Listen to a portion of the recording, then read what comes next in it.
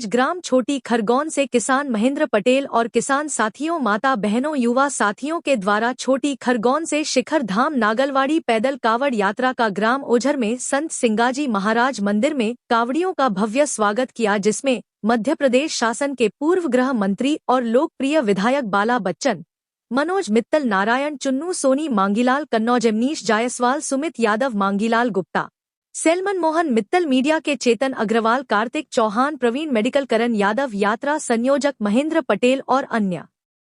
सैकड़ों की संख्या में लोगों ने भिलट देव भोलेनाथ महाकाल के जयकारे के साथ में पूर्व गृह मंत्री और लोकप्रिय विधायक बाला बच्चन ने साथ में बाबा की ध्वजा उठाई और जयकारे लगाए और यात्रा में शामिल हुए। JTV न्यूज के लिए ओझर से हर्षद सोनी की खास रिपोर्ट।